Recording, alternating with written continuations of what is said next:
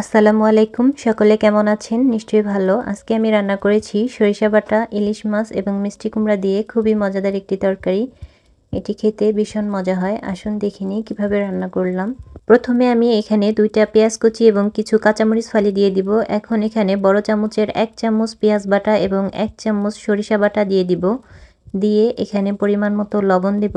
তারপরে দেব হাফ চামচ হলুদের গুঁড়া, হাফ চামচ থেকে একটু বেশি মরিচের গুঁড়া, একটুখানি ধনিয়া গুঁড়া, তারপরে দেব রান্নার তেল। এই সবগুলো উপকরণ দিয়ে আমি হাত দিয়ে ভালোভাবে মেখে নেব। দেখতেই পাচ্ছেন, ভালোভাবে হাত দিয়ে মশলাগুলোকে মেখে নিতে হবে। কিছুক্ষণ মেখে নেওয়ার পরে তারপরে আমি ইলিশ মাছগুলোকে দিয়ে দিব। ইলিশ মাছগুলো দিয়ে হাত দিয়ে ভালোভাবে ইলিশ মাছের সাথে মশলাগুলোকে মিশিয়ে নিচ্ছি। আপনারাও এভাবে করে নেবেন। সুন্দরভাবে মশলাগুলোর সাথে ইলিশ মাছগুলো মেখে নেওয়া হয়ে গেলে এখন এখানে আমি একটুখানি পানি দিয়ে দিব।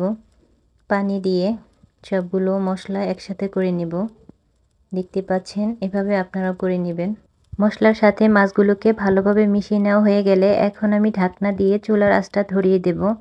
এখন আরও একটা ফ্রাই প্যানে কিছু পরিমাণ সয়াবিন তেল দিয়ে দিব। দিয়ে আমি এখানে মিষ্টি কুমড়া নিয়েছি এভাবে কেটে, সেই মিষ্টি কুমড়াগুলোকে দিয়ে দিব। এখন এখানে পরিমাণ মতো লবণ দিব, তারপরে একটুখানি হলুদের গুঁড়া দিব। দিয়ে ভালোভাবে মিক্স করে তেলের মধ্যে ভেজে নেব। আর অবশ্যই মিষ্টি কুমড়াটা একটু কাঁচা টাইপের যে মিষ্টি কুমড়া পাওয়া যায় সেই মিষ্টি কুমড়াগুলো দিয়ে এই তরকারিটা রান্নার চেষ্টা করবেন। এতে খেতে ভীষণ মজা হয়। এই তো আমার মিষ্টি কুমড়া ভাজা হয়ে গেছে, এখন এক সাইডে রেখে দেব। এখন ইলিশ মাছ যে রান্না করতেছিলাম, এখন ঢাকনা উঠিয়ে দেখছি কেমন হয়েছে। এই তো বলক চলে এসেছে। এখন হালকা হাতে নাড়াচাড়া করে আমি ভেজে রাখা মিষ্টি কুমড়াগুলোকে দিয়ে দেব। দিয়ে বেশি নাড়াচাড়া করা যাবে না, হালকা করে নাড়াচাড়া করে নিতে হবে, নাহলে মাছগুলো ভেঙে যেতে পারে। এই তো আমি হালকা করে নাড়াচাড়া করে নিচ্ছি। হালকা করে নাড়াচাড়া করে এরপরে আবারও ঢাকনা দিয়ে ঢেকে রাখবো 10 মিনিটের জন্য। এই তো 10 মিনিট পরে ঢাকনাটা উঠিয়ে কিছু আস্ত কাঁচামরিচ দিয়ে দিব। এই আস্ত কাঁচামরিচটা দিলে অনেক সুন্দর সুঘ্রাণ বের হয়, এই জন্য দিয়ে দিলাম। এখন আমি আরও 5 মিনিট ঢাকনা দিয়ে ঢেকে রাখবো এবং এই পর্যায়ে চুলার আঁচটাকে 5 মিনিটের জন্য লো করে রাখতে হবে।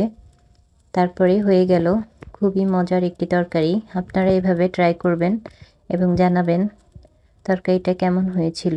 সরিষা বাটা দিয়ে ইলিশ মাছ খেতে এমনিতেই অনেক মজার হয়, তার মধ্যে মিষ্টি কুমড়া দেওয়াতে আরও বেশি মজা হয়েছে। আপনারা এভাবে ট্রাই করবেন এবং জানাবেন কেমন হয়েছিল তরকারিটা খেতে। সকলকে অসংখ্য অসংখ্য ধন্যবাদ। আমার চ্যানেলটি সকলে লাইক কমেন্ট দিয়ে পাশে থাকবেন এবং শেয়ার করে দিবেন। সকলকে অসংখ্য ধন্যবাদ। আল্লাহ হাফেজ।